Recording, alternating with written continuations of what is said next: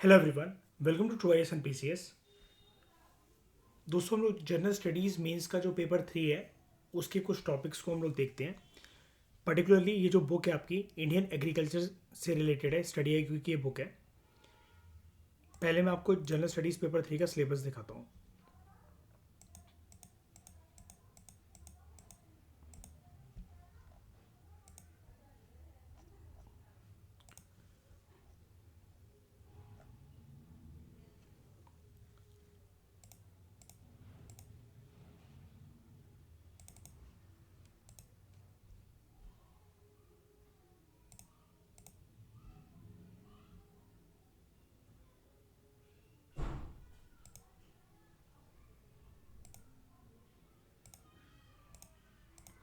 अगर आप यहाँ पर देखो ज़रा, तो जनरल स्टडीज़ पेपर 3 का जो सिलेबस है उसके अंदर एज सच कोई वर्ड एग्रीकल्चर मेंशन नहीं है। लेकिन यूपीएससी जब भी जीएस पेपर 3 में खास करके कभी कभी ज़्यादातर जो क्वेश्चंस एनवायरनमेंट रिलेटेड पूछता है या फिर जो इकोनॉमिक डेवलपमेंट वाले क्वेश्चंस होते हैं वो एग्रीकल्चर की फील्ड से रिलेटेड होते हैं। यहाँ पर जैसा कि अगर आप इस टॉपिक को देखो, ये वाला टॉपिक प्रोमिनेंटली एग्रीकल्चर के बारे में, major crops, cropping patterns in various part of the country, एक क्रॉप्स और क्रॉपिंग पैटर्न के बारे में पढ़ना है, different types of irrigation and irrigation systems, उसके बाद storage, transport and marketing of agriculture produce and issues and related constraints and e technology in the aid of farmers. इसके अलावा अगला जो पॉइंट है, issues related to direct and indirect farm subsidies and minimum support prices. फिर public distribution system, उसके objectives, functioning, limitations और उसको revamp कैसे करा जा सकता है। Issues of buffer stock and food security, buffer stock maintain रहेगा तो फूड सिक्योरिटी इंश्योर होगी। टेक्नोलॉजी मिशंस, टेक्नोलॉजी मिशंस में बेसिकली अगर मैं आपको बताऊं, चीज़ें लाइक जीएम क्रॉपिंग आ जाती है उसके अंदर, जेनेटिकली मॉडिफाइड क्रॉपिंग, या फिर कोई भी टेक्नोलॉजी पेनिट्रेशन अगर हो रहा है एग्रीकल्चर के अंदर, इसके अंदर ड्रोन्स की भी बातें हम लोग कर सकते हैं। और कुछ भी अगर इन्वेंशन हुई है, यानी कि सबसे पहले अगर मैं टेक्नोलॉजी मिशन अगर कोई इंडिया में अगर आपको बताऊं तो वो ग्रीन रेवोल्यूशन था in the context of HYV variety of seeds, high yielding variety of seeds, ठीक है। उसके बाद इकोनॉमिक्स ऑफ एनिमल रेयरिंग। तो ये कुछ अलग अलग टॉपिक्स हैं, वैसे तो मैंने 9 लिख दी हैं, लेकिन एक एक वर्ड के ऊपर हम लोग डिस्कशन करेंगे यहाँ पर, ठीक है। तो ये मैंने आपको अच्छे से सिलेबस दिखा दिया पहले तो, कि ये आपके जो दो पार्ट्स हैं, मेजर क्रॉप्स और उसके अलावा issues related to direct and indirect farm subsidies and minimum support prices, ये सारे के सारे जो आपके जो इश्यूज हैं, these are related to your agriculture topics, ठीक है।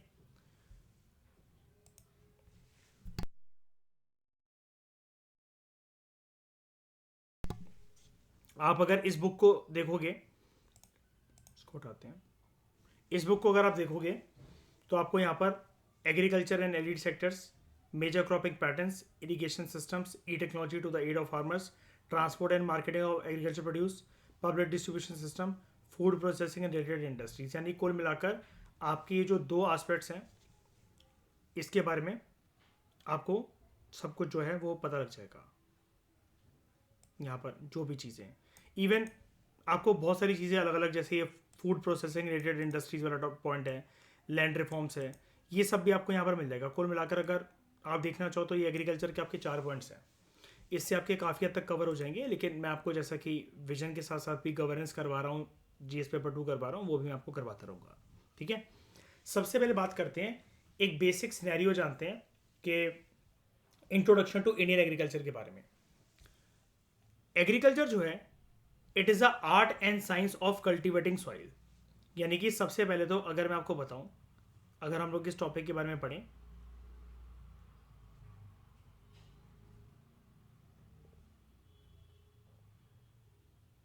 मीनिंग ऑफ एग्रीकल्चर, तो एग्रीकल्चर क्या है? Agriculture is the art and science of cultivating the soil. ये डेफिनेशन है एग्रीकल्चर की। ये एक आर्ट है, साइंस है सॉइल को कल्टीवेट करने की, खेत को, ज़मीन को, मिट्टी को इस तरीके से जोतना, उसकी टिलिंग करना, सॉइल को अपटर्न करना इस प्रकार से कि वहाँ पर आप नंबर वन, आप सॉइल को कल्टीवेट करोगे ताकि आप वहाँ पर कुछ क्रॉप्स ग्रो कर सको। और एक एडिशनल चीज़ ये करी जा सकती है उसमें, that you can raise life stock also. ठीक है। अब लाइफ स्टॉक का मतलब क्या होता है? Agriculture is not only about growing crops. Life stock का मतलब क्या बता रहे हो? पशुपालन, animal husbandry, animal rearing, right. Agriculture सिर्फ ना क्रॉप्स ग्रो करने के बारे में नहीं होता है। Agriculture is also about raising life stock. कभी कभार आप दोनों चीजें पैरेलली भी कर सकते हो, साइमल्टेनियसली भी कर सकते हो। यानी कि you are growing crops on one hand, you are growing crops on one hand, और साथ में आप जो है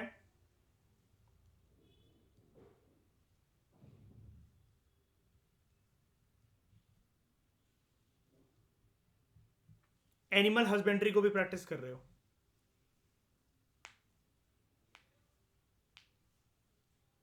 ओके।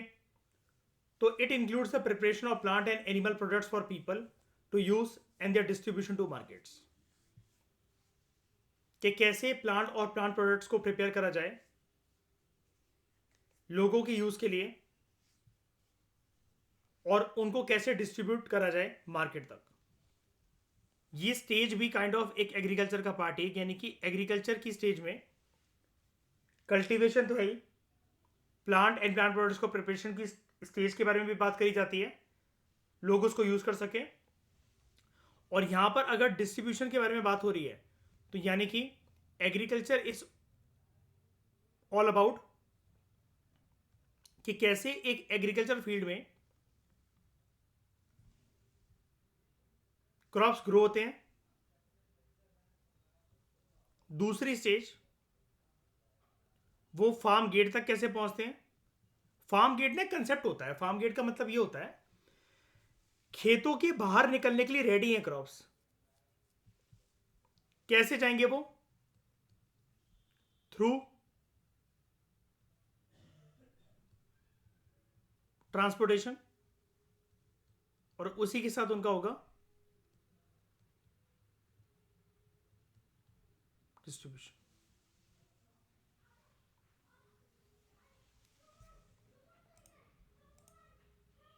ठीक है।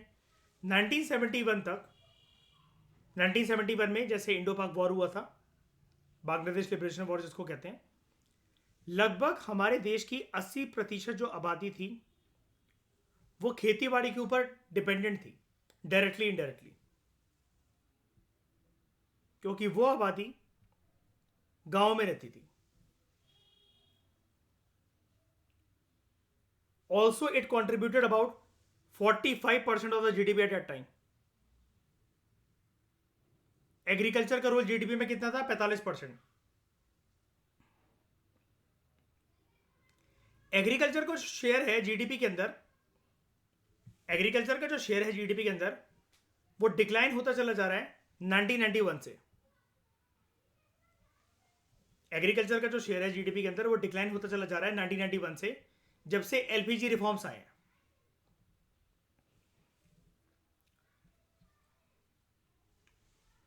With the emergence of service sector. LPG reforms आने के बाद क्या हुआ? 3 सेक्टर होते हैं किसी भी इकोनॉमी की ग्रोथ के लिए। कौन कौन से? सबसे पहले primary sector which is mainly concern with agriculture. फिर होता है सेकेंडरी सेक्टर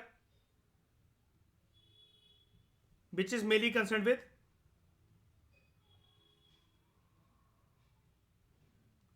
और फिर होता है टर्शरी सेक्टर,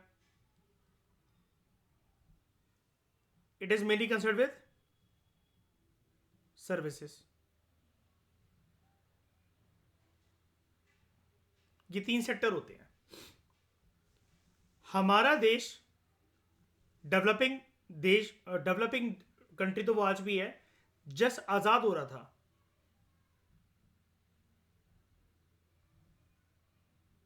उसका जो कंट्रीब्यूशन था, एग्रीकल्चर का जो कंट्रीब्यूशन था जीडीपी के अंदर, वो लगभग 45% था।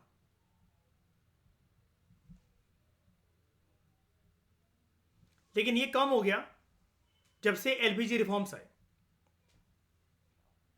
हमने इकोनॉमी को लिबरलाइज करा, प्राइवेटाइज करा और ग्लोबलाइजेशन की दिशा में हम लोग आगे बढ़े।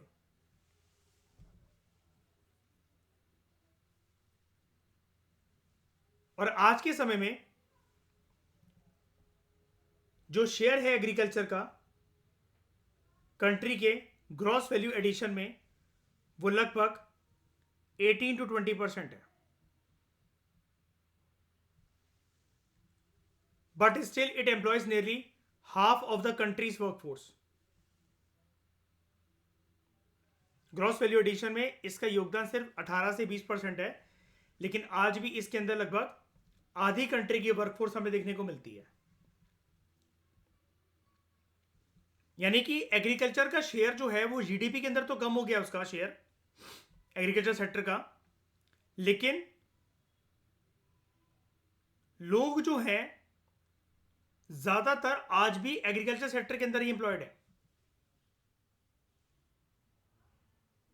Half of the country workforce, समझ रहे हो? अगर तीनों सेक्टर को छोड़कर सिर्फ एक सेक्टर के अंदर इन्वॉल्व है, तो हम ये नहीं कहेंगे कि बताना जरा सबसे ज्यादा जो जो सेक्टर जो वर्कफोर्स को एब्जॉर्ब कर रहा है वो एग्रीकल्चर सेक्टर है।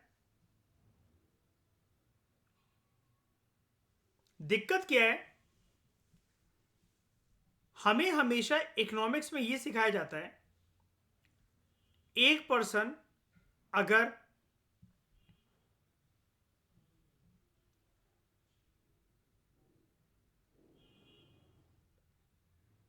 दस टॉफी प्रोड्यूस कर रहा है तो 2 पर्सन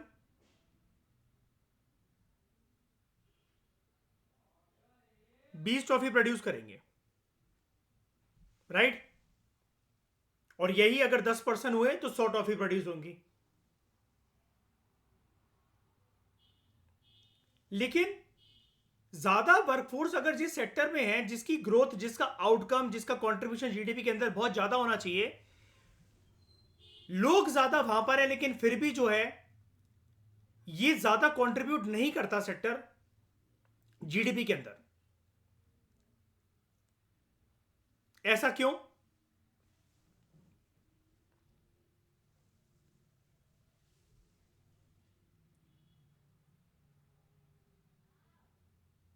ऐसा क्यों? क्या है? Disguise unemployment. ठीक है सर, ये पर इकलौता फैक्टर तो नहीं हो सकता।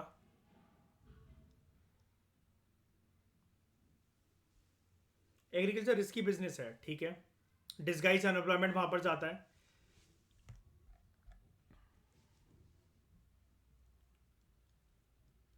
वहां पर डिस्गाइज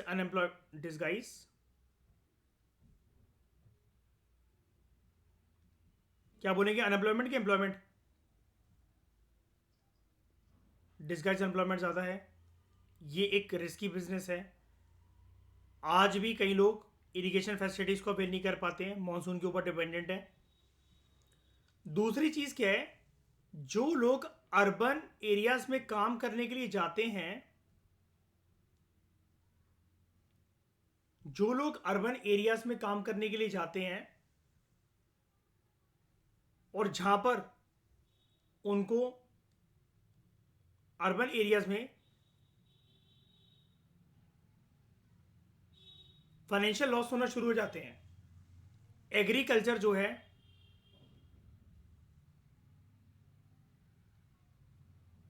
वो उसके ऊपर रिलाई करने चले आते हैं।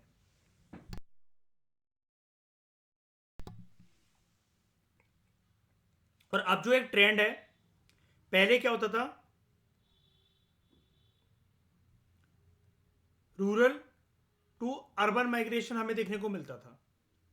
अब रिपोर्ट्स ये कहती हैं कि अर्बन टू रूरल माइग्रेशन कभी भी आ सकता है। जब अर्बन इकोनॉमी में जब अर्बन इकोनॉमी में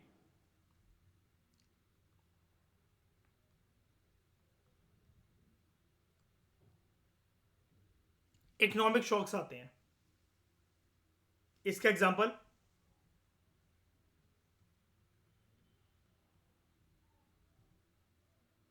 कोविड-19, ये एक एक्सेप्शन है, लेकिन जनरली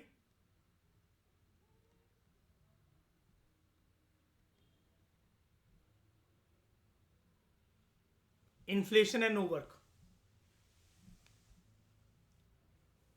जरूरी थोड़ी है शहरों में हमेशा किसी को काम मिल ही जाएगा अनऑर्गेनाइज सेक्टर का अगर कोई पर्सन है तो। और जब महंगाई बढ़ेगी, लोगों की अफोर्डेबिलिटी वहां पर इतनी नहीं हो पाएगी, वो गांव वापस आ जाएंगे, कुछ नहीं कर रहे तो दोबारा खेती बाड़ी करने लग जाते हैं। इसका एक रीजन और है कि जीडीपी में इतना कंट्रीब्यूट क्यों नहीं कर पाता है। सबसे बड़ा रीजन हमारे देश में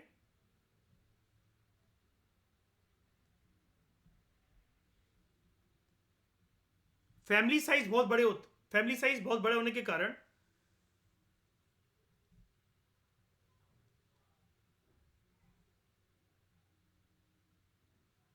जब विल्स लिखी जाती हैं, जब वसीयत लिखी जाती हैं, तो उसकी वजह से there is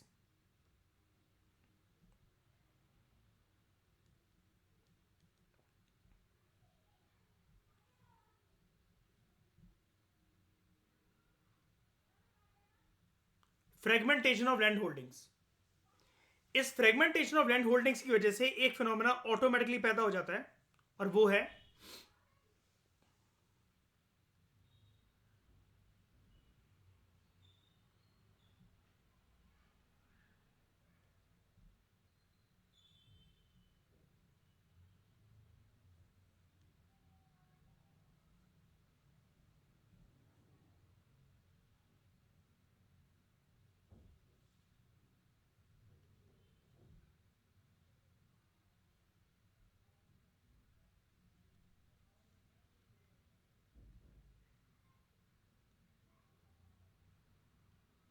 low crop yield पर एकड़ या फिर पर hectares of land due to small land size holdings. मानते हो इस चीज को? मानते हो इस चीज को? अल्टीमेटली ये वाला जो फैक्टर है, इसके पीछे हमारे देश में एक चीज रिस्पॉन्सिबल है, और वो है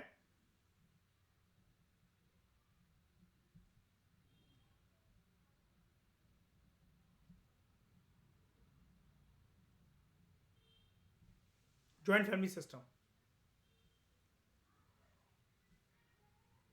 उसकी वजह से होता क्या है,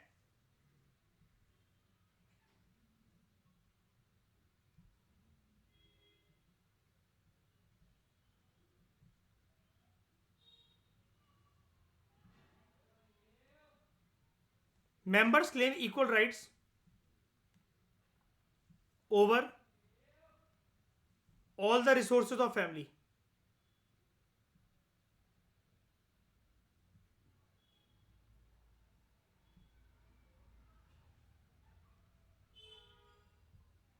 दादाजी की आपकी कोई जमीन है,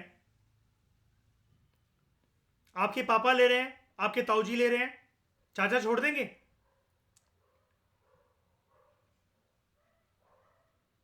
वो कह देंगे तुम दोनों रख लो, मुझे नहीं चाहिए।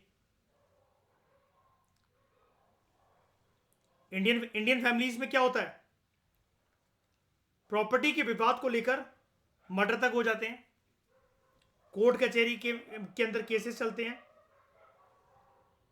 राइट।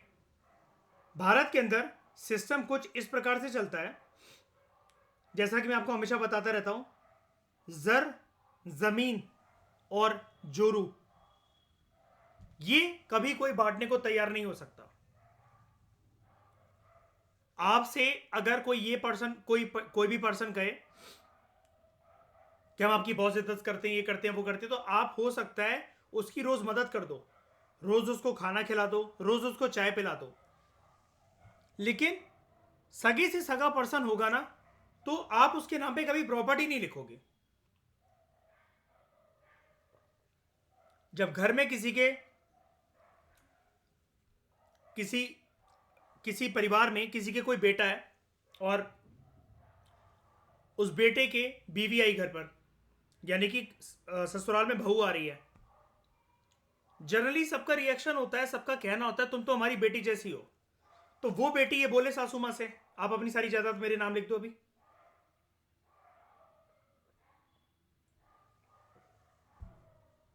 वो कहेगी मेरा तो कोई बेटा है ही नहीं, मैं क्या जानूं वो कौन और उसकी बीवी कौन। प्रॉपर्टी एक ऐसी चीज होती है, गोल्ड ज्वेलरी एक ऐसी चीज होती है, कैटल अपनी एक ऐसी चीज होती है, कैटल की कीमत आप नहीं समझते, गांव वालों से पूछो। मतलब मैं इसलिए कह रहा हूं क्योंकि हम लोग नहीं रहते ना विलेज एरियाज में, एग्रीकल्चर उसमें फील्ड में। गाय भैंस भेड़ बकरियों पे आज भी, जैसे हम लोग जो चैप्टर पढ़ रहे थे गवर्नेंस का, कि पहले कैटल को लेकर वॉर्स होते थे, वो होते थे, आज भी ऐसा होता है सिनेरियो के। मैंने आपको बताया था लोग गांव में ऐसी हरकतें करते हैं कि किसी की जो है भैंस चुरा कर ले जाना, गाय चुरा कर ले जाना, बकरियां चोरी कर लेना, ऐसा होता है। किसी ग्वाले को दूसरे ग्वाले से खुंदक है, गांव में ऐसी ऐसी क्लैशेस चलते हैं। आप यहाँ पर दूसरों की बाइक चला, मतलब शहरों में क्या होता है कि बाइक चोरी हो जाना, गाड़ी चोरी हो जाना, ट्रक चोरी हो जाना, है ना, किसी की ज्वेलरी चोरी हो जाना, किसी की सोने की चेन खींच के भाग जाना। वहाँ पर ऐसे होता है कि सावधानी घटी दुर्घटना घटी वाली चीज़, मतलब ऐसे कि ग्वाला है जो कि जिसके यहाँ से शाम को एक एरिया में बड़े सारे लोग दूध लेने आते हैं।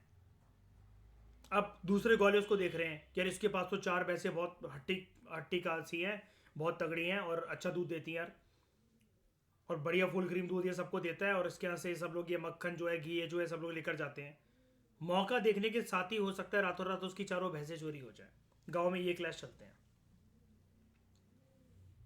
आज भी। मैं पुरानी बात तो कर ही नहीं रहा, आज भी होता है ऐसा।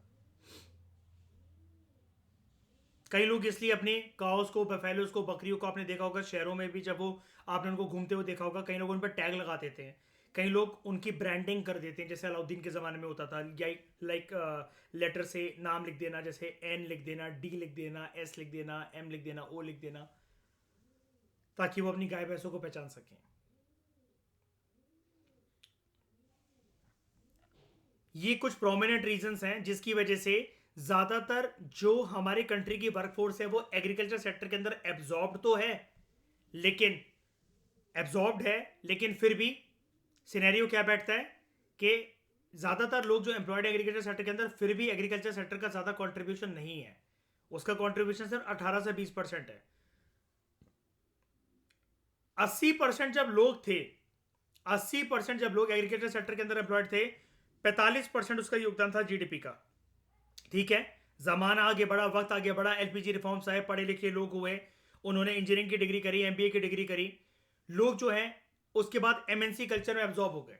लेकिन फिर भी ये नंबर देखो, nearly half of the country's workforce. Country की वर्कफोर्स की डेफिनेशन क्या होती है? क्या डेफिनेशन होती है? 15 to 59 ईयर्स के जो एज ग्रुप के जो लोग होते हैं वो इकोनॉमिक वर्कफोर्स का पार्ट होते हैं। 50% आदमी 80 से 50% हुआ है, सिर्फ 30% कम हुआ है, लेकिन इसका योगदान जीडीपी के अंदर इतना कम हो गया। अगर लोग ज्यादा यहां पर एम्प्लॉयड है, मैं ये नहीं कह रहा कि सर्विस सेक्टर जो है सबसे ज्यादा कंट्रीब्यूशन उसी करना चाहिए, मैन्युफैक्चरिंग सेक्टर को ही करना चाहिए, एग्रीकल्चर सेक्टर, जैसा कि मैं आपसे हमेशा बोलता रहता हूं कि कोई भी कंट्री को अगर डेवलप कंट्री बनना है उसको अपने सर्विस और मैन्युफैक्चरिंग सेक्टर को ही आगे करना पड़ेगा। लेकिन यहां पर बात अलग है इंडिया की बात अलग इस वजह से है, लोग कम हो और कम कंट्रीब्यूशन एग्रीकल्चर सेक्टर का तो समझ में भी आता है, लोग दूसरे सेक्टर में भी नहीं जा रहे हैं, इसी सेक्टर में झक मरा रहे हैं, और ये सेक्टर जो है ये जीडीपी के कंट्रीब्यूशन में सिर्फ 18 से 20% का योगदान रखकर बैठा हुआ है।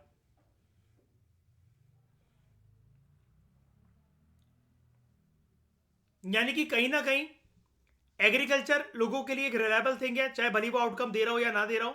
लेकिन इससे भी ज्यादा हम ये कह सकते हैं, हमारा देश अगर एग्रीकल्चर सेक्टर में अभी भी कंट्री की वर्कफोर्स को नियरली हाफ जो कंट्री की वर्कफोर्स है, जो कमाने वाले एज ग्रुप के जो लोग हैं, वो अगर इस सेक्टर के अंदर एम्प्लॉयड है, तो हम कह सकते हैं कि हमारा देश कहीं ना कहीं फेल कर गया है। हमारा सिस्टम कहीं ना कहीं फेल कर गया है। सरकार ने कहीं ना कहीं एक टेंडेंसी को रियलाइज नहीं करा है, जो कि है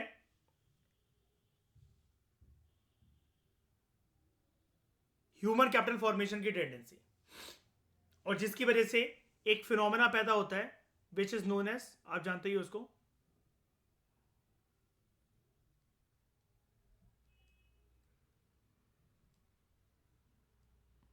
डेमोग्राफिक डिविडेंड। ये एनालिसिस समझ में आई? पहले ये बताओ अच्छे से, ये सारे पॉइंट्स लिख लिए आप लोगों ने? आगे बढ़ूं? ठीक है।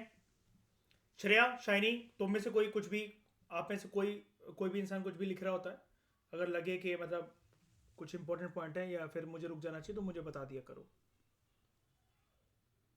जो कुछ रिपीट करना हो तो। ठीक है। तो इट सप्लाईज, एग्रीकल्चर जो है क्या करता है, it supplies food grains such as rice, wheat, pulses and coarse grains, commercial crops such as oil seeds, sugar cane, cotton, jute.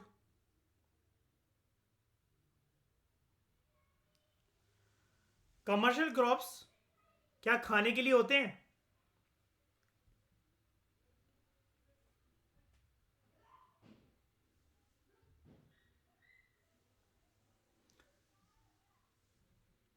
उनमें से कुछ एडिबल होते हैं, कुछ नॉन एडिबल होते हैं। ज्यादातर कमर्शियल क्रॉप्स पैसों की वजह से उगाए जाते हैं। यहां पर लेकिन क्या है, वो प्रोसेस फॉर्म में हो तो कुछ एडिबल होते हैं, लेकिन सारे कमर्शियल क्रॉप्स एडिबल नहीं होते। क्या सारे फूड ग्रेन्स एडिबल होते हैं? कौन सा नहीं होता? कौन सा नहीं होता? होते हैं, ठीक है। Plantation crops suggest T, rubber and coffee. Plantation crops में सारे एडिबल होते हैं। रबड़ खाओगे?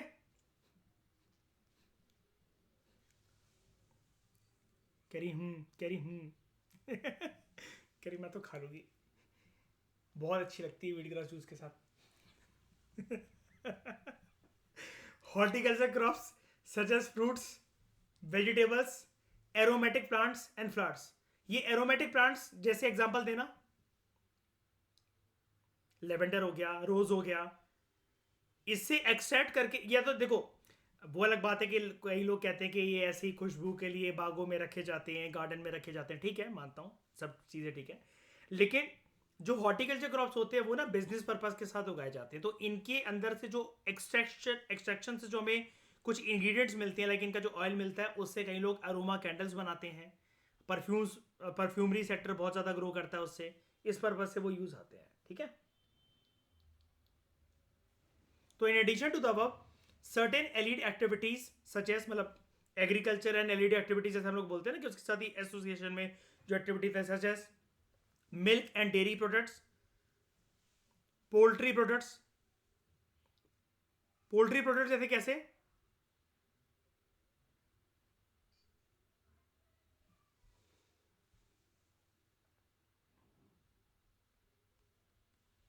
Eggs, meat etcetera. Sericulture, sericulture किससे रिलेटेड होता है? हम्म। Apiculture,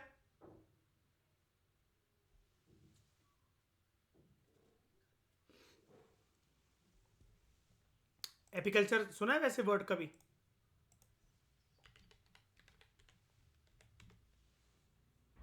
apiculture, it is concern with bee keeping, honey. Very good Zaid.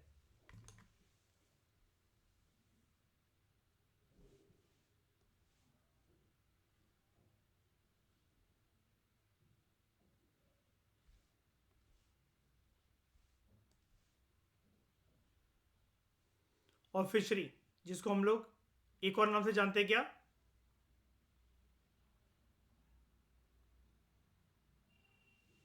PC culture, right.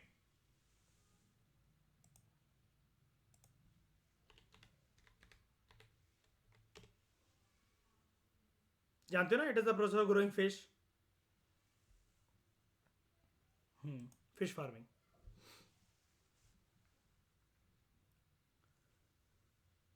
Introduction समझ में आया बेसिक. अब कौन कौन से फैक्टर्स हैं जो कि एग्रीकल्चर को अफेक्ट करते हैं. Physical factors, relief, climate and soil. Relief kind of आपकी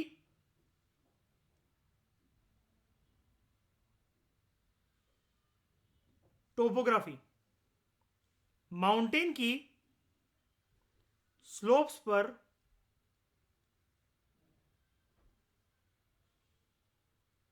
क्या राइस एंड वीट अच्छे से उग सकते हैं.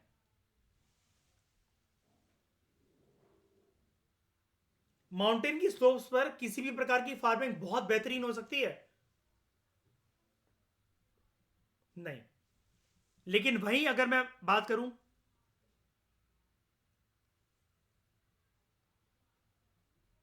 प्लेट्यू की, तो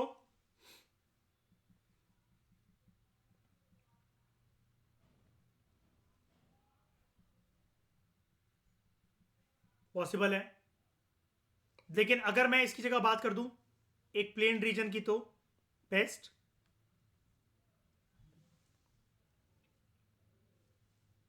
क्लाइमेट,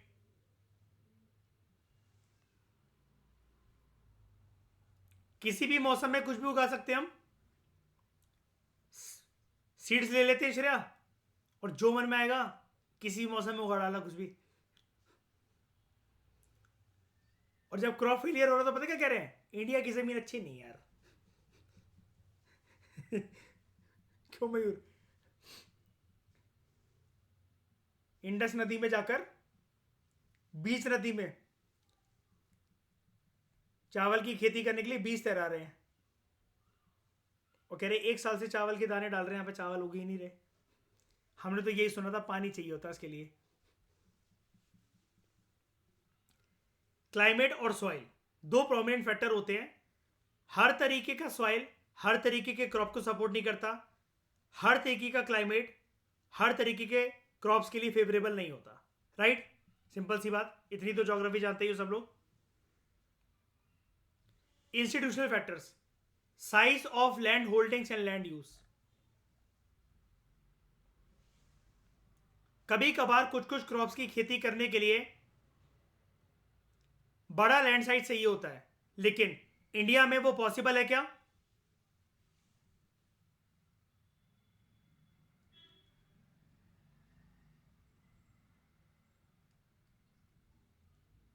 कम है. Only with some. It is possible only with सम.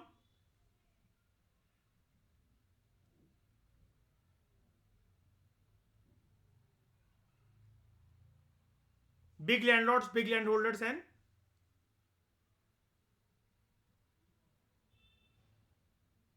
जमींदार जिनकी पुश्तैनी जमीन गांव में बहुत है. लैंड होल्डिंग के साइज को देश में बढ़ाया जा सकता है क्या.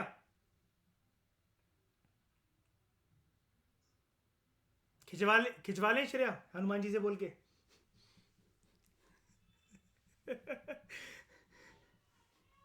पॉसिबल है नहीं है. लेकिन क्या अगर लैंड होल्डिंग को नहीं बढ़ाया जा सकता, क्या एग्रीकल्चर प्रोडक्टिविटी को भी नहीं बढ़ाया जा सकता क्या शाइनी.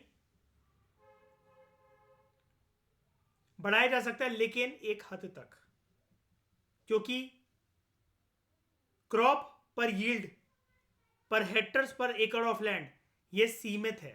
राइट. इसके लिए क्या करा जा सकता है. इसके लिए we can go for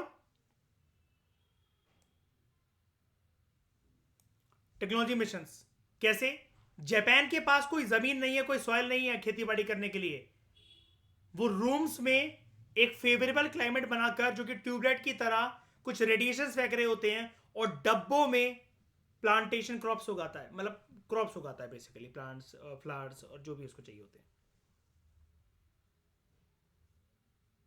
India को अगर पॉपुलेशन की डिमांड फुलफिल करनी है श्रेया, एक हद से ज्यादा जमीन तो नहीं आ सकती है, बल्कि सरकार के प्रोजेक्ट्स की वजह से खेती बाड़ी वाले इलाके और ज़मीन जितनी भी थी मयूर, वो और साइडलाइन होती चली जा रही है। फिर एक हद तक हम पर्यावरण को भी, इन्वायरमेंट को, जंगलों को भी हानि नहीं पहुंचा सकते हैं, क्योंकि it will result into wild life and human being conflict. मैंने एनिमल कन्फ्लिक्ट पढ़ाया था ना, मैंने जैसे मैं एलिफेंट एंड मैन कन्फ्लिक्ट पढ़ाता रहता हूँ आपको, टाइगर मैन कन्फ्लिक्ट पढ़ाता रहता हूँ। इसके पीछे क्या करा जा सकता है, ये मैं आपको बहुत अच्छा सॉल्यूशन दे रहा हूं। सिलेबस मेंस का पूरी बात करता है आपसे। अगर आपको सिलेबस वर्ड टू वर्ड याद है, मेंस में ऐसा हो ही नहीं सकता आप कोई पॉइंट भूल जाओ किसी आंसर का, और आपका आंसर मल्टी डायमेंशनल हो। क्या ऐसी टेक्नोलॉजी अडॉप्ट करना ये टेक्नोलॉजी मिशन का पार्ट नहीं होगा क्या? और जो इंडिया की आबादी, ऑफिशियल सेंसस अभी आना बाकी है, जिसने चाइना को ओवरटेक कर लिया है,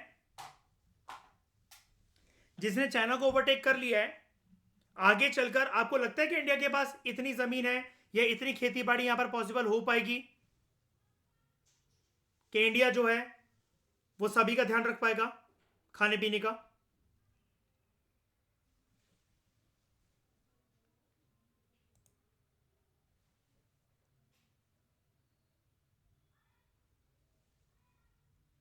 उसके बाद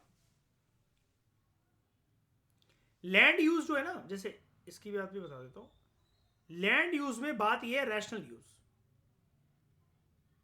ये मिसिंग है। रैशनल यूज कैसे? सरकार ना कई बार किसानों को समझाती है जिस रीजन में जो क्रॉप उगता है वो तुम उगाओ, लेकिन फार्मर्स अपने प्रॉफिट के चक्कर में गलत जगह पर गलत क्रॉप उगाते हैं। राजस्थान में उगाए जा रहे हैं चावल, और जहां पर पानी वाले इलाके हैं वहां पर जौ, बाजरा और ऐसी चीजें।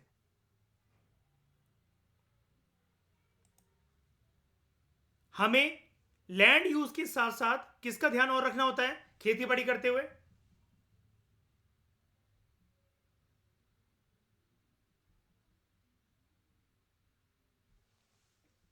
वाटर टेबल ये डिटेरियोरेट नहीं होगा इससे? कावेरी नदी के पास शाइनी चावल उगाए जाएं, ये रैशनल तरीका है। महाराष्ट्र के डेक्कन प्लेट्यू में कॉटन उगाए जाए, ये रैशनल तरीका है। लेकिन रन ऑफ कच्छ में चावल उगाने की कोशिश करी जा रही है, रैशनल है?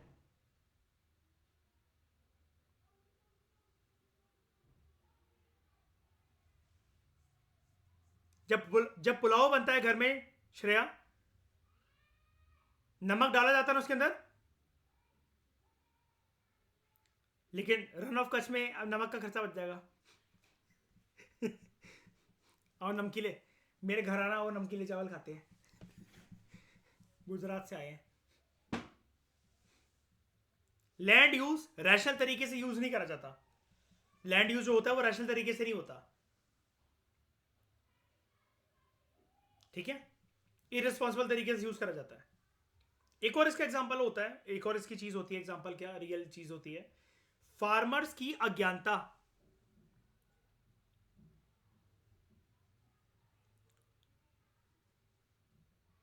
Lack of knowledge amongst Indian farmers. And कुल मिलाकर हमें बात से कुछ शर्माना नहीं है कहते हुए,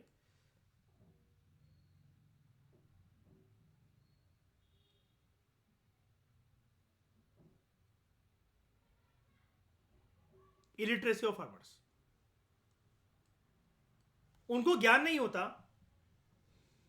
किस क्रॉप के लिए कितना फर्टिलाइजर, पेस्टिसाइड्स, वीडिसाइड्स ये सब यूज करना है। अंधाधुंध बोरी पे बोरी पटकने पे लगे होते हैं, जहां पर फर्टिलाइजर की बहुत कम रिक्वायरमेंट होती है, और जहां रिक्वायरमेंट होती है वहां नाम मात्र के बराबर डालते हैं। ज्यादा फर्टिलाइजर्स, यूरिया वगैरह यूज करने की वजह से सॉइल की फर्टिलिटी डिग्रेड हो सकती है। वो लैंड अवेलेबल है भी, तब भी वहां पर हो सकता है खेती बाड़ी ना हो।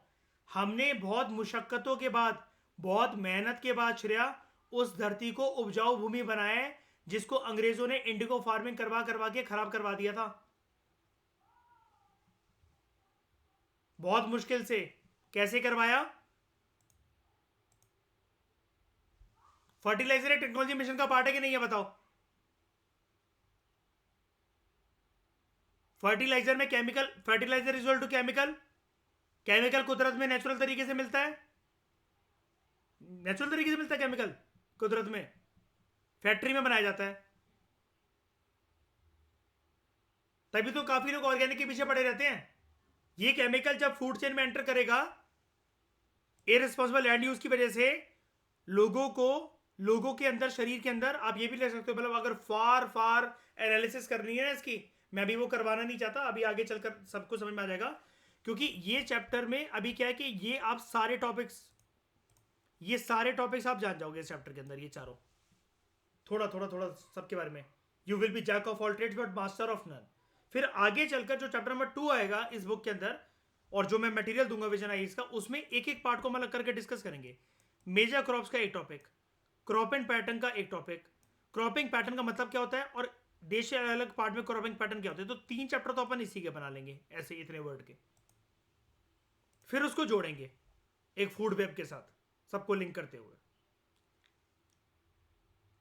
मैं बता ये रहा था आपको, अगर लैंड यूज के एनालिसिस में आपको एकदम दूर ले जाऊं, जिसके बाद कोई एनालिसिस का शायद से इसको बचता होगा, वो ये है, इररिस्पांसिबल तरीके से या लैक ऑफ नॉलेज की वजह से अगर लैंड यूज करा जाए, ये एक आज के समय में बहुत गंभीर कारण बन गया है। ह्यूमन फूड चेन के अंदर गलत चीजें एंटर कर जाती हैं, जिसकी वजह से कार्सिनोजेनिक सेल्स एंटर कर रहे हैं ह्यूमन बॉडी के अंदर, जिसकी वजह से इंसानों को कैंसर हो रहा है। तभी लोग उसका ऑल्टरनेटिव ढूंढने में लगे हुए हैं, ऑर्गेनिक, जो कि काउ डंग और ह्यूमन वेस्ट, एनिमल वेस्ट, उनके यूरिन से सॉइल को उपजाऊ बनाया जाता है और उस पर कोई भी क्रॉप उगाया जाता है। ऑर्गेनिक चने, organic juices, organic crops, organic rajma, ये सब चीजें।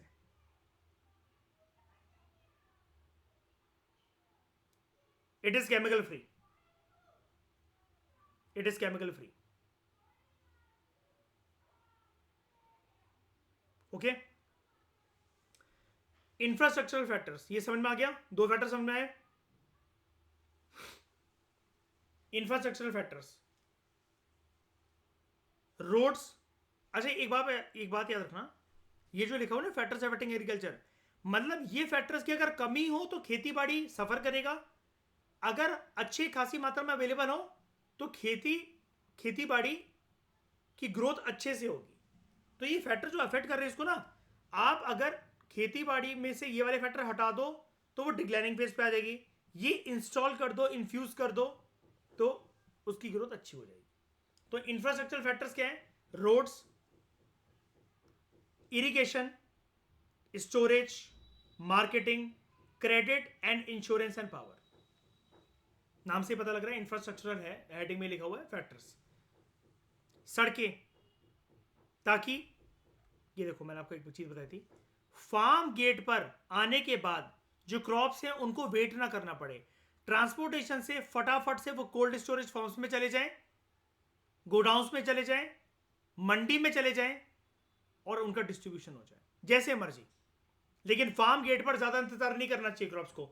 मैंने आपको बताया था एक कंसेप्ट होता है, कहने का मतलब ये है, हार्वेस्टिंग के बाद खेतों में अनाज को ज्यादा देर तक रखना नुकसानदायक है, कीड़े ना पड़ जाएं, फिर कीटनाशक ना डालनी पड़ जाए, फिर खेतों में ही कोई कमरे या हॉल बनाकर एक टीन के शेड के नीचे बोरियां पे बोरियां जो रखी हुई हैं, कहीं एक हल्की सी बारिश हो गई तो वो क्रॉप सील ना जाए, खराब ना हो जाए, उन पर फंगस ना लग जाए, बहुत सारी चीजों का ध्यान रखना पड़ता है।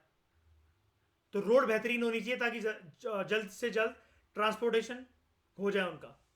इरिगेशन,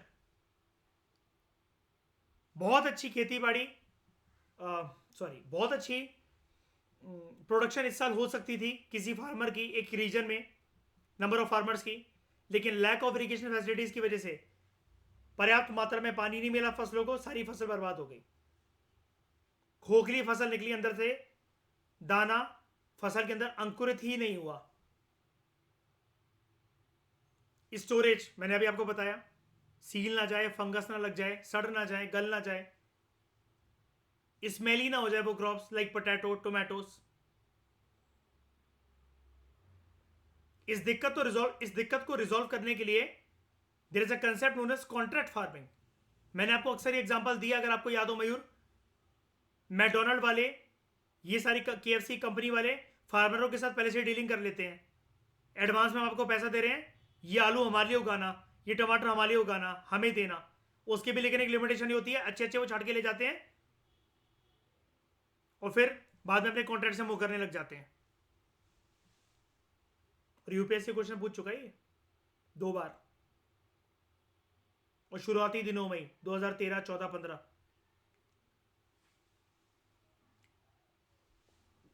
क्रेडिट, कभी कभार किसानों के पास दिमाग है, वो रीजन बहुत अच्छा है, उसकी फर्टिलिटी बहुत अच्छी है, लेकिन खेतीबाड़ी करने के लिए कोई सपोर्ट नहीं है, कोई पैसे का सपोर्ट नहीं है। इंश्योरेंस, फसलों का इंश्योरेंस होता है क्या? जी हां, अब होने लगा है।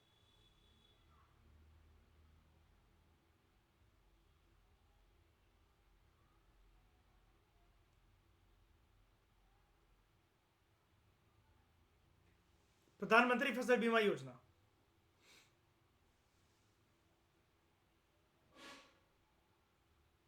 पावर, आज की खेती बाड़ी बिना पावर, बिना बिजली के सप्लाई के पॉसिबल नहीं है। बड़े सारे फार्मर्स ने अगर इरिगेशन फैसिलिटीज के सेटअप करके रखे हुए हैं, लेकिन बिजली ना आए तो बहुत दिक्कत वाली बात है। क्यों? क्योंकि उन्होंने लगा रखे होते खेत पर जनरेटर्स, जिनकी वजह से चलते हैं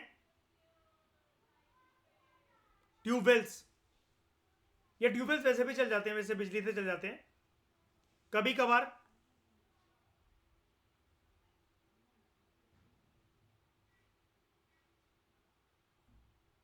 मोटर पंप्स, सर्दियों की शामों में जब हार्वेस्टिंग हो रही होती है, यू नीड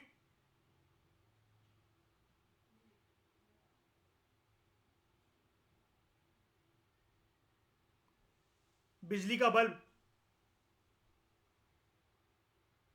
हाँ, वो बल्ब ही बनाया मैंने, मैं क्या बताऊँ यार, गलती हो गई, सॉरी।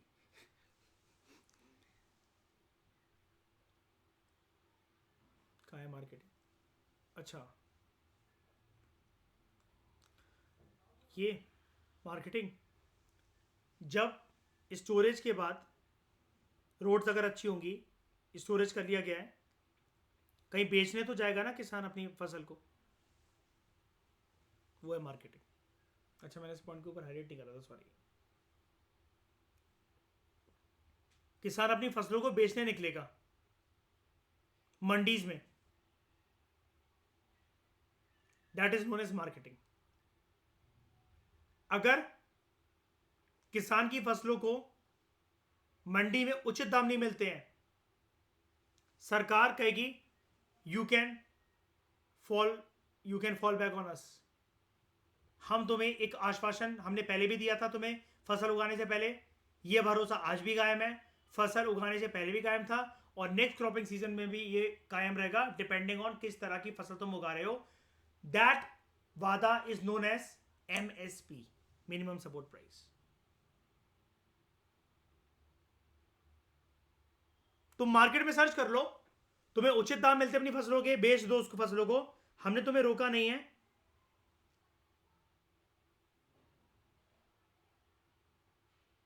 लेकिन अगर कोई नहीं खरीदता तुमसे, तुम हमारे पास चले आना,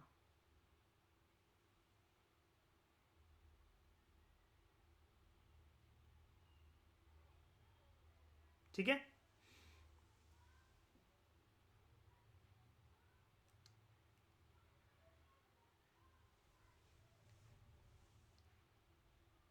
टेक्नोलॉजिकल फैक्टर्स,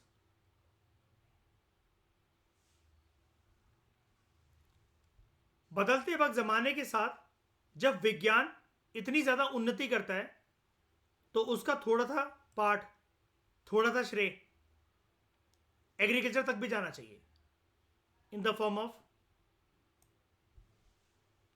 टेक्नोलॉजी मिशन।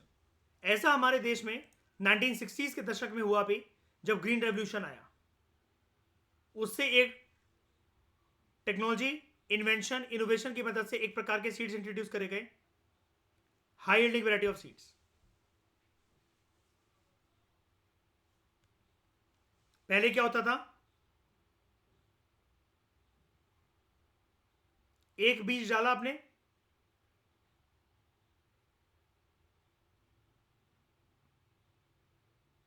इतनी ही फसल हो रही है. This is powerful seed.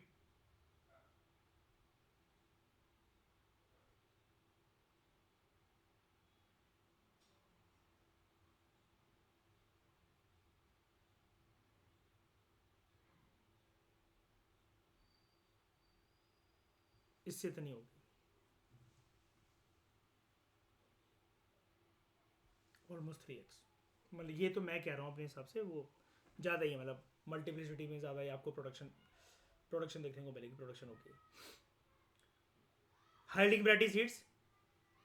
Chemical fertilisers, जैसे कि मैंने आपसे बोला, केमिकल कुदरती रूप से नहीं मिलते हैं. मयूर, अब यकीन आ गया टेक्नोलॉजिकल फैक्टर्स. टेक्नोलॉजी कुदरती रूप से मिलेगा क्या, मिलेगी क्या? बिल्कुल नहीं. ये बनेंगे फैक्ट्रीज में, फर्म्स में. इंसेक्टिसाइड्स, कीटनाशक. जैसे इंसेक्टिसाइड जो हमारे घर पे होता है ना, खेतों में भी ऐसी वर्क करता है.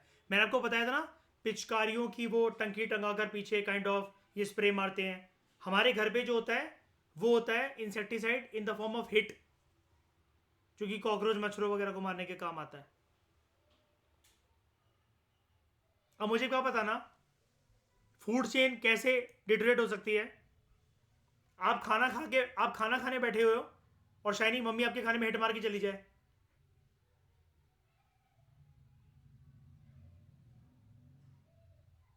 है ना. तो वो एंटर जब करेगा तो शाइनी पेट में हलचल होगी कि नहीं होगी.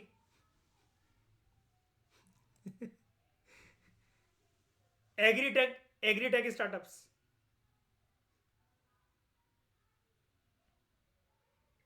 एग्रीटेक स्टार्टअप्स की जरूरत इसलिए होती है देश को, ये स्टार्टअप्स एग्रीकल्चर सेक्टर में इन्वेंशन और इनोवेशन लेकर आ सके और फार्मर्स को नई नई चीजें जो चल रही हैं उनका उनके बारे में नो हाउ दे सके. नो हाउ मतलब एक टर्म होती है कि मतलब आपको चीजों से फैमिलियर करवाना, वाकिफ करवाना, और नई नई टेक्नोलॉजी वगैरह जो है एग्रीकल्चर सेक्टर में पेनिट्रेट करे. इन्हीं एग्रीटेक स्टार्टअप ने सोचा कि फार्मर्स रात को बड़ा परेशान होते हैं यार, सर्दियों का समय चल रहा है, फसलों के ऊपर थोड़ा थोड़ा पानी खींचना था, और 2 दिन से एक फार्मर परेशान है, वो भूल गया दिन के काम के चक्कर में. क्या करें? Use drones.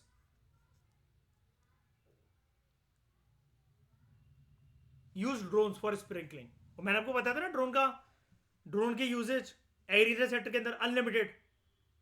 डोंट वरी, अभी मैं सारे एक के बाद एक बहुत सारी टेक्नोलॉजी पढ़ाऊंगा जो कि आपने अभी सुनी भी नहीं होगी, बहुत सारी पढ़ाऊंगा.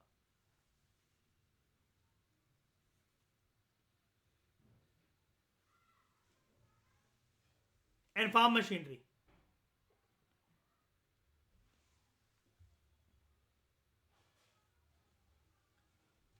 Farm machinery like tractors, harvesters. ऐसे ही पराली के धुएं को खत्म करने के लिए जो मशीन है वो है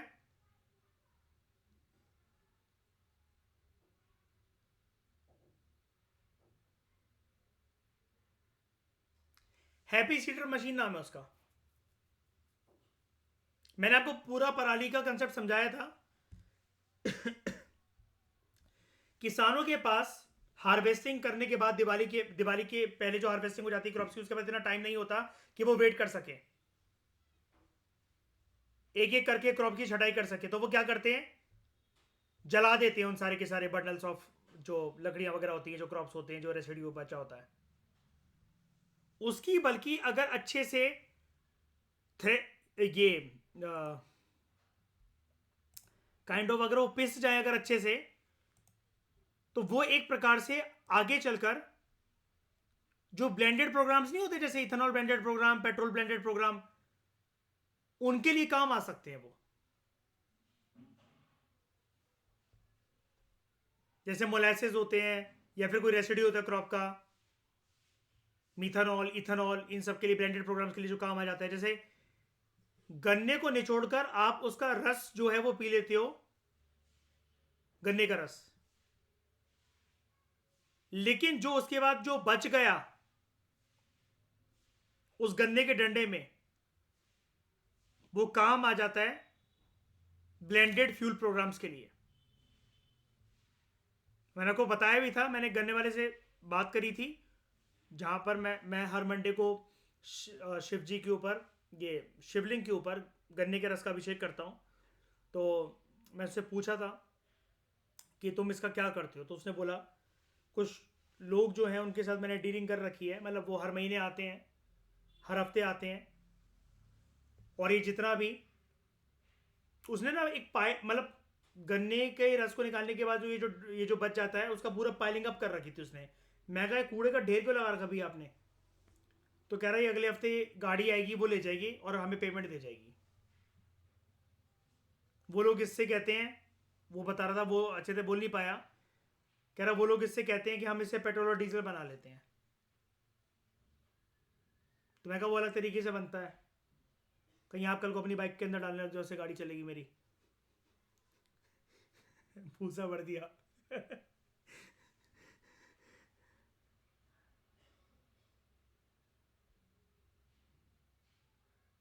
हाँ, वो उसका एक्चुअली क्या है, इस एरिया में सिर्फ वही वो बंदा है जो पूरे साल गन्ने का रस देता है।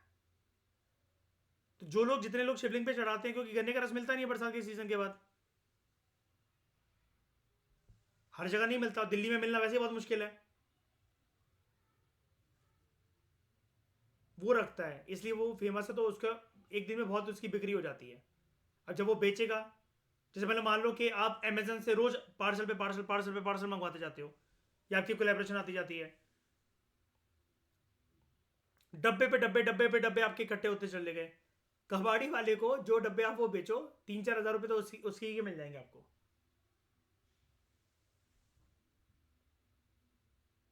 तो high yielding variety seeds, chemical fertiliser, insecticides, agritech startups and farm machinery. Happy seeder की मशीन में आपको बता रहा था कि उसको जला देते तो पराली का धुआं होता है इससे, लेकिन क्या होता है, उसको पिस पिस के एक भूरा बनाना बहुत आसान हो जाता है। लेकिन दिक्कत क्या है, क्यों नहीं खरीदते फार्मर्स? सरकार को ये चीज़ फ्री में प्रोवाइड करनी चाहिए यार, या फिर बोलना चाहिए कि एक एक जन रेंट पे ले लो और इसके अंदर कर दो, पीस दो उसको। लेकिन सरकार इसको दे रही है, 1 लाख की मशीन है ये, happy seeder.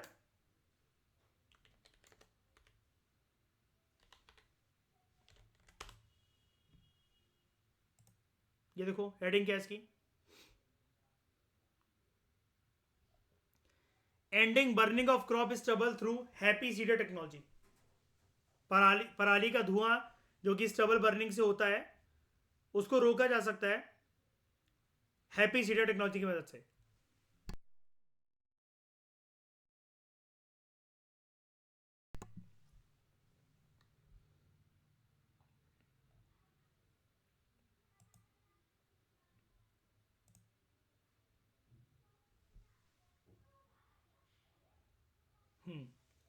Stubble burning, farm farms burn as Punjab farmer junk machines bought to manage crop residue. मैं ये कह रहा हूँ कि फ्री में प्रोवाइड कर रहे हैं। अच्छा ये देखो, Himmat Singh, a farmer from Tarsika block of Amritsar district, made the significant investment 4 years ago. He purchased the then newly launched Happy Seeder machine at 50% subsidy. 1.5 lakh की होगी, 75,000 में इसको मिल गई, from the government under its crop residue management machinery scheme. कितने farmers के पास हमारे देश में 75,000 रुपये होते हैं? ये पंजाब के फार्मर के पास थे।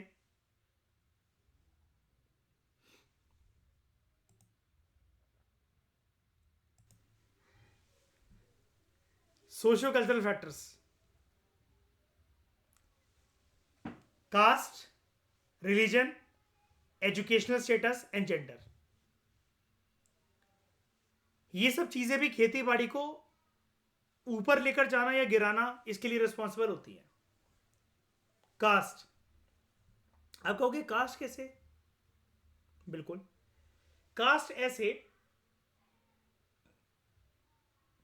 कुछ कास्ट के लोगों को हमारे बहुत सारे रीजन्स में ये चीज वर्जित है कि वो किसी एग्रीकल्चर टूल या इक्विपमेंट को हाथ लगाएं।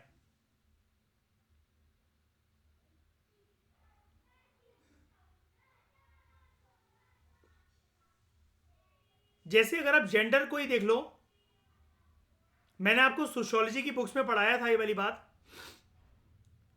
इंडियन सोसाइटी के लेक्चर्स में कवर करवाई थी ये वाली बात। हार्वेस्टिंग से पहले या सोइंग से पहले प्रेग्नेंट हुई लेडीज को या जनरली किसी भी लेडी को बहुत सारे रीजन में वर्जित होता है कि वो सिकल को, हो को या प्लो को पकड़े। ऐसा माना जाता है कि फसल बर्बाद हो जाएगी अगर इन्होंने टच भी कर दिया तो। हम पढ़ क्या रहे हैं? Socio cultural factor. अब आप इसको चाहे अंधविश्वास कह लो, चाहे भ्रम कह लो, चाहे जो मर्जी कह लो, लेकिन ये सच्चाई है हमारे एग्रीकल्चर की, उसकी, देश की। फिर कास्ट क्या, कुछ लोग जो होते हैं किसानी करते वक्त वो पर्टिकुलर कास्ट जो है वो एक पर्टिकुलर एक्टिविटी के अंदर एंगेज्ड है। लाइक हार्वेस्टिंग, किसी किसी रीजन में एक पर्टिकुलर कास्ट के लोग ही हार्वेस्टिंग करते हैं। सोइंग, थ्रेशिंग, सॉइल को अपटर्न करना, खेत को जोतना। रिलीजन, रिलीजन की वजह से भी एग्रीकल्चर के ऊपर इंफ्लुएंस पड़ता है।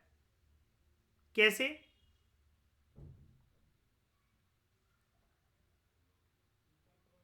फेस्टिवल्स ऑफ पोंगल, लोहड़ी, ये फेस्टिवल मनते ही नहीं देश में अगर हार्वेस्टिंग नहीं हो रही होती। और हार्वेस्टिंग क्यों हो रही है? क्योंकि खेती बाड़ी हो रही है, राइट? लोगों के लिए फेस्टिवल काफी इंपॉर्टेंट होते हैं and they are symbolism of agriculture activities.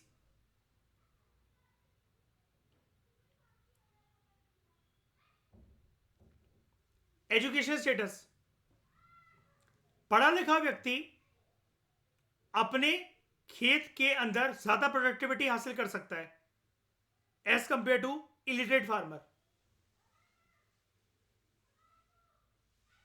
किसान का एक बच्चा, लड़का या लड़की, अगर वो एग्रीकल्चर स्टडीज कर कर आए हो या उनको थोड़ा बहुत भी ज्ञान हो कि खेत में ऐसे होता है, वैसे होता है, ये पानी लगता है, इस सीजन में क्रॉप उगाया जाना चाहिए, तो भले ही उसके पिताजी के पास फार्म साइज, लैंड साइज कम हो, लेकिन फिर भी वो पर एकड़, पर हेक्टर ऑफ, मतलब लैंड को देखा जाए तो उससे प्रोडक्टिविटी ज्यादा खींच लेगा। और जेंडर वाली बात मैंने आपको बता दी, लेकिन इसका एक पर्सपेक्टिव और देता हूं। बहुत बार ऐसा होता है मेल मेंबर्स जब एक फैमिली के अर्बन एरियाज में काम करने के लिए चले जाते हैं तो फीमेल्स आर लेफ्ट बिहाइंड। अब अगर उस परिवार, उस रीजन की औरतें खेती बाड़ी करने में इंटरेस्टेड हैं या वो खेती बाड़ी करती हैं, जैसे मैंने हीरोज मूवी का आपको एक सीन दिखाया था जिसमें सलमान खान और प्रीति जिंटा होते हैं। सलमान खान आर्मी में होता है, वो मर जाता है, तो प्रीति जिंटा जो होती है वो उस टाइम पर ट्रैक्टर चलाकर अपने खेत को सारा संभाल रही होती है। दिखाया था ना मैंने आपको वो सीन। अब अर्बन एरियाज में मेल चले गए काम करने, ऑटो चलाने, बैटरी रिक्शा चलाने, कंस्ट्रक्शन वर्कर्स के तौर पर। घर पे पीछे छोड़ गए औरतों को। अब खेती बाड़ी करनी तो है ही, उसको किराए विराए पे तो चढ़ा नहीं सकते हैं, और हो सकता है छोटा सा ही खेत हो, तो घर की औरतें ही संभाल लेती हैं। अब जब वो संभाल लेती हैं तो ये पर्सपेक्टिव आपको अभी के लिए लग रहा है कि एक नैरो पर्सपेक्टिव है कि उस परिवार का उससे भला होगा, लेकिन नहीं। हमने जैसा कि पढ़ा था, हम लोग PMFIS में पढ़ते हैं, हम लोग इकोनॉमिक्स में पढ़ते हैं, ज्योग्राफी में पढ़ते हैं, हर जगह पर हमने एक चीज को कंक्लूड करा हुआ है कि खेती बाड़ी की प्रोडक्टिविटी सिर्फ एक परिवार को इफेक्ट नहीं करती है, वो पूरे देश के बफर स्टॉक को और फूड सिक्योरिटी सिस्टम को इन्फ्लुएंस करती है ना शाइनी? बताओ।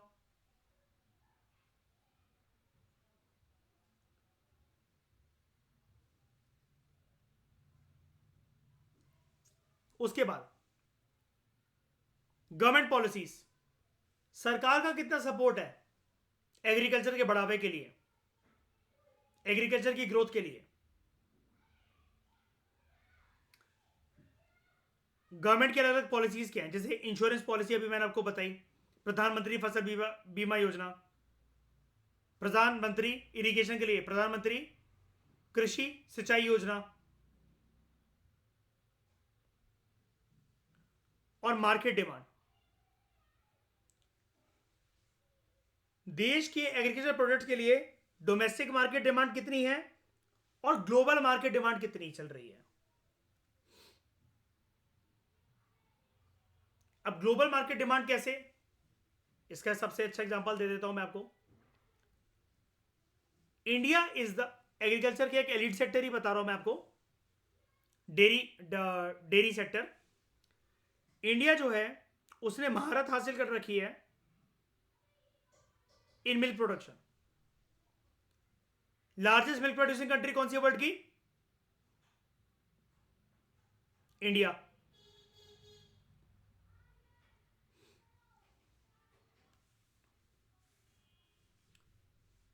तो मिल्क जो है या फिर मीट है, इस इंडस्ट्री के अंदर, इन इंडस्ट्रीज के अंदर इंडिया ने महारत हासिल कर रखी है। इंडिया का यहां पर सप्लाई चेन बहुत बढ़िया है, हमारा एक्सपोर्ट बहुत होता है, और भी चीजों का होता है लेकिन इन दो का बहुत होता है। हमारे देश से एक्सपोर्ट होती है बहुत अच्छी क्वालिटी की कॉफीज, अलग अलग तरह की,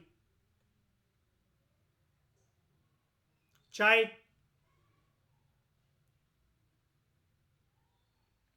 दार्जिलिंग टी जीआई टैग मिल रखा है। क्या ग्लोबल आउटरीच है उस चाय की? दार्जिलिंग में पैदा होती हुई जो चाय की पत्तियां होती हैं, जो चाय होती हैं, क्या विश्व के लोग या इंडिया के बाहर कोई जानता है दार्जिलिंग टी को? बहुत सारी कंट्री जानती हैं।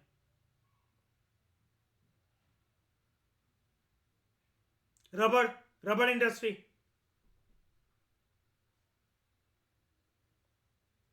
हमारे देश में जो रबड़ की प्रोडक्शन जो होती है,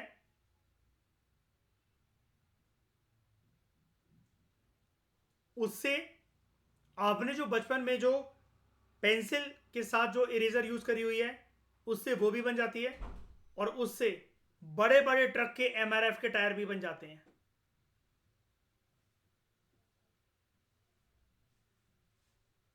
डोमेस्टिक मार्केट डिमांड हुई इसकी वजह से, क्या नहीं हुई बताओ? और सप्लाई भी हो रही है।